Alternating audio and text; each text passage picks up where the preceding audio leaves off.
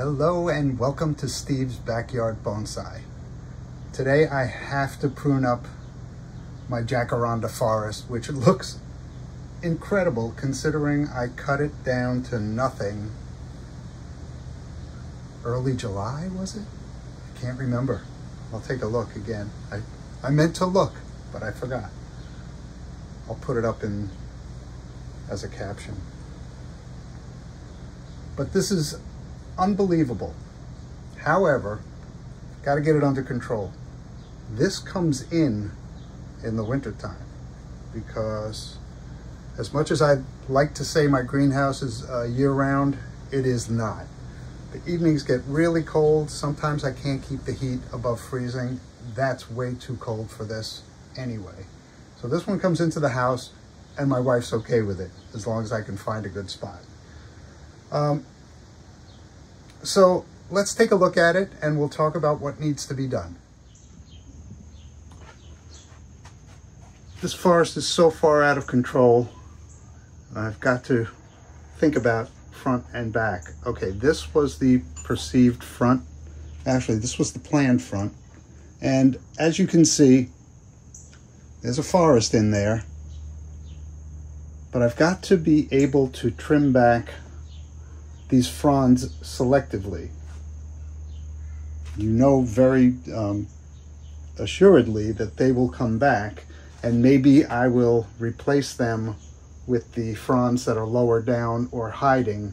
They are not the fine fronds. These ones that don't get enough sunlight have larger leaves. It's pretty amazing, this plant, this Jacaranda. So I'm just going to work around it and try and figure it out as I go, and I'll talk through my decisions with you, and hopefully you're not all screaming, "Oh, why'd you do that?" If you are, just know so am I. All right, here we go. By the way, I may have mentioned I have an idea for a landscape, and I'm still not sure what trees I want to use. I thought I wanted to use these, but then I remembered, oh yeah, it has to come inside and it's going to be bigger than this planting, so I can't use this. I can't use these trees. I have a walkway through here, or a pathway that was planned when I did this forest, and it can be framed with the canopy. So you want to peer into the forest. However, it's way too tall. This forest, and it doesn't let any light in down below, or very little light in down below. So I've got to look at each tree in relation to where it is in the pot, how much light gets down in there, how tall I think it should be, ideally, and you know, this planting is going to have to be maintained like that. Certainly doesn't have to be maintained like that all the time, but if I'm going to show it, or if I want to make a point with it, then yes, I do want to prune it. What's good about this tree is that I can pretty much predict how far in advance I need to prune it for it to recover, because I've done it so many times. I'm just hoping disease never gets to this. It's got a real nice look if you get down low and look into the forest. So I don't want to make this be something that you look down at. I want to make it be something that you look directly into, which presents challenges when you're showing it, but I don't do too many shows. This is it, basically. And I'll set the camera angle the way I want it to be viewed. All right. Let's get into this. All right, I've got the planting situated. You know what? I'm seeing a lot of spider webs in there. I'm just going to break them away because they're adding to the confusion when I look in.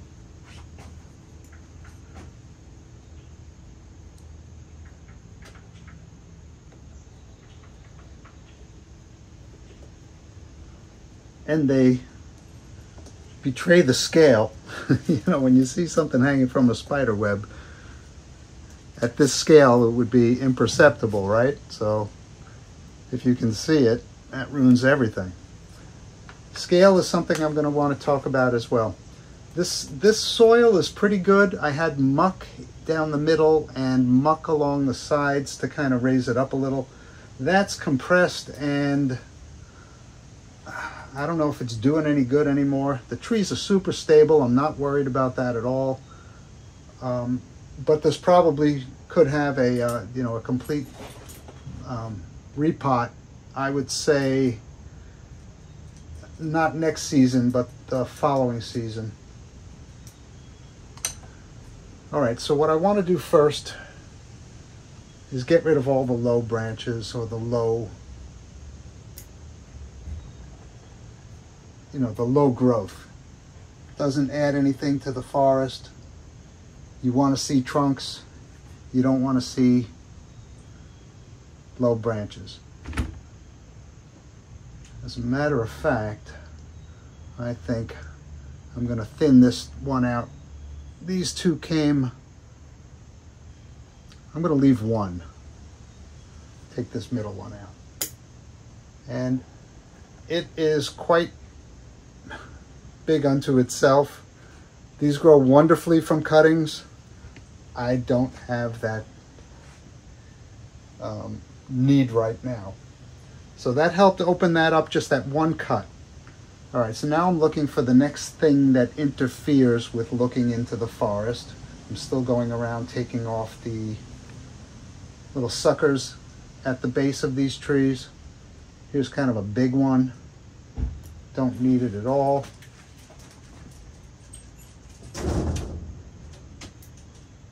And I'm going to clean up the old pruning stubs if they, you know, if they're dried up enough. They should be.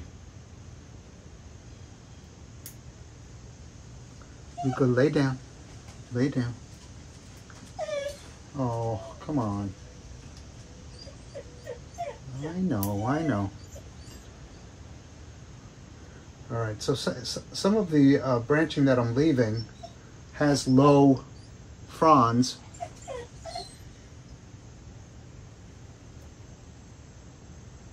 So those need to be cut.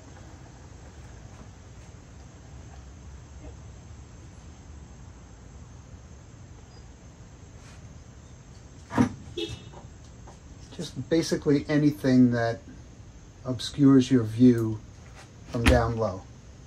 I mean, I'm going to want this, you probably can't see it, but I'm going to want this to transition nicely into that vertical growth and maybe only be this high.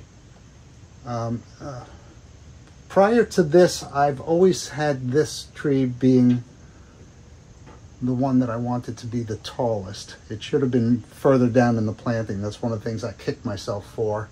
But it is what it is. I'm not changing it. Taking out branches that are quite healthy but do not contribute to the design. What my intent is, which I'm figuring out as we go.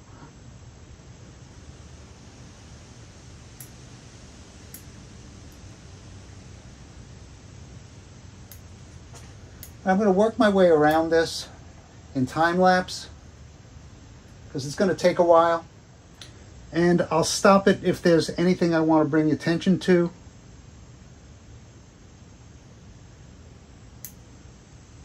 But it's pretty straightforward. I'm just cleaning up the undergrowth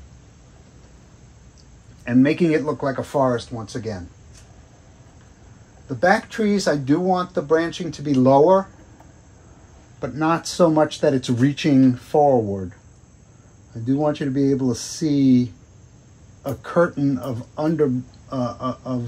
branches in the back, because that looks great.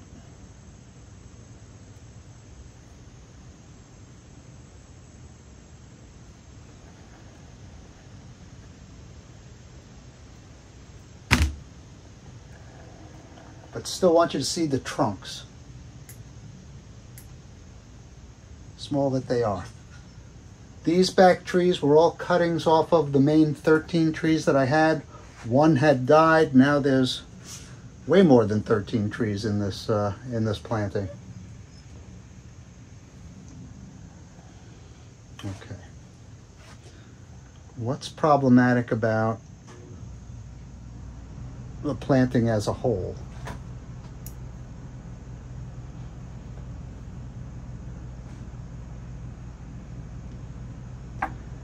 Go up a little bit for this next.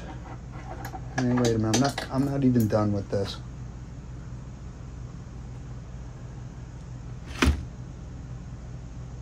Easy to jump around. Remember, I had an aphid problem with this planting early in the spring. Actually, it wasn't so early in the spring, it was early in the summer. And I sprayed it down with soap and water. It reacted extremely poorly to that treatment and lost its leaves and branches. You know, these fronds just dried up and fell off within 2 days. It was done for. So I came back in and topped every one of these trees because, you know, I think I got the infestation under control with the spray, but man, did I do a number on the forest itself. So I trimmed back to nothing and knew fully well what to expect.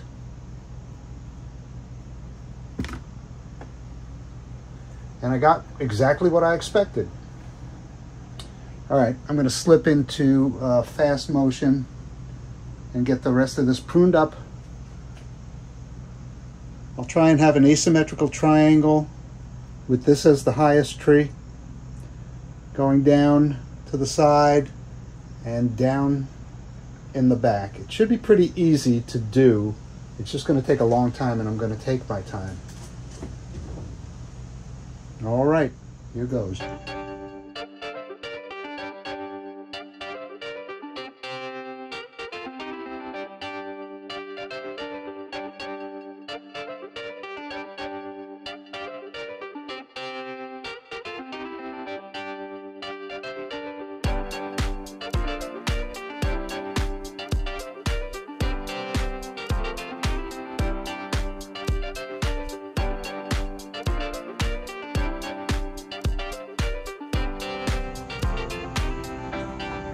I just want to stop the time lapse to focus in on this tree right here. If you noticed, from this one spot we have 1, 2, 3 branches growing. I probably don't want any of them, although they do add to the forest,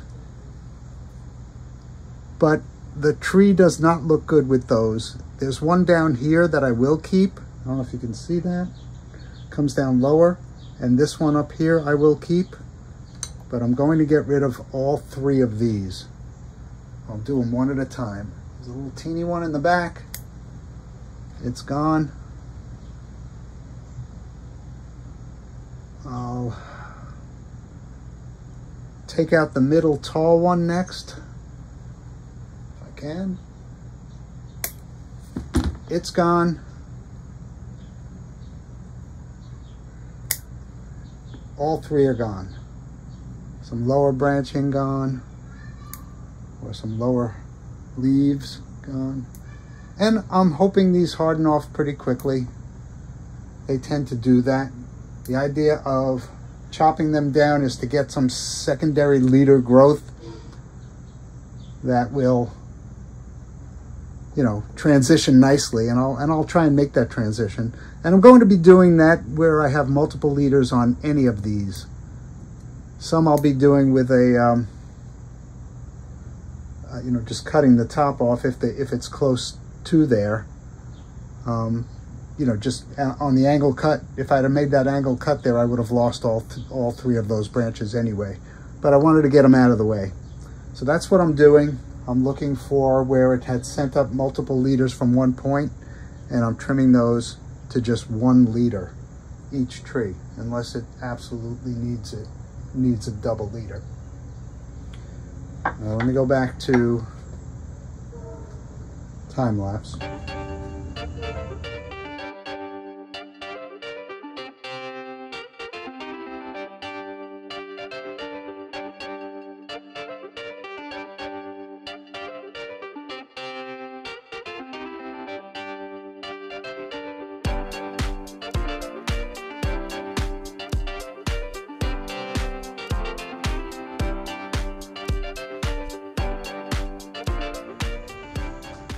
Okay, I've done a pretty severe number on the forest.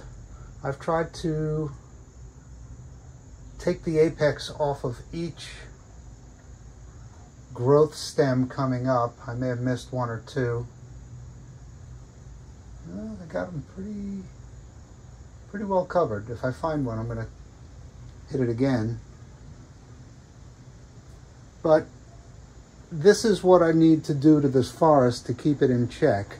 I will be pruning it again probably in October, just before I bring it into the house, just so that it isn't so sprawling. I imagine in the next month or 2, this is just going to take off again, as it always does. Now I'm going to go in and fix the transition points so that they're a little smoother. Right, this is chopped straight here. I'm going to want to angle it down, and I'll put some cut paste, or what I've been using lately is shoe goo, and I'll do it with all the trees where they had been cut. There's one back here, I hope you can see it. It was chopped way up here, and the preferred leader is way down here, so I'm going to be cleaning these up as well. A little tedious, but I'll go fast.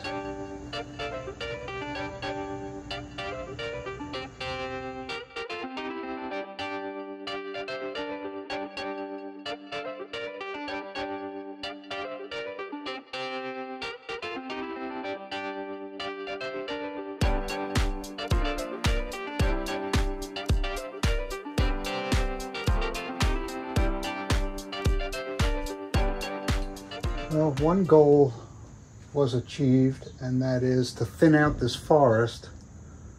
The other goal is to get it to a rough, asymmetrical, triangular shape, which I think I got. This is a little weird, and maybe I'll get some more growth coming in here to fill it out.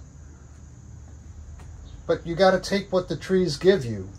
So I've got it coming down in the back, and the smaller trees in the back, or the smaller trunk trees, which are just cuttings of the larger trees, they turned out pretty good. And I'm just going to clean up this stub right here. This little guy's already been chopped back twice. Well, they all have, but I chopped it, last time I chopped them further than the initial chops. So I'll get some cut paste on those, get them back out on the, well, it's in the greenhouse. I'll put it back on the greenhouse bench and let it recover. But this is my Jacaranda forest post late summer pruning.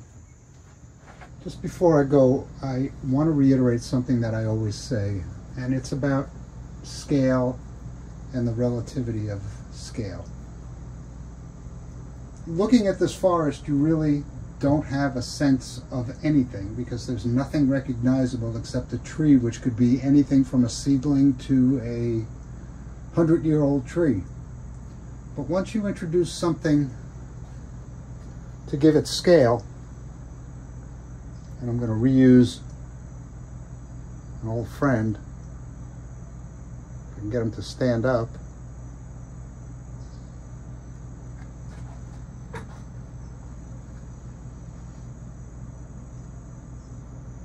It really changes everything.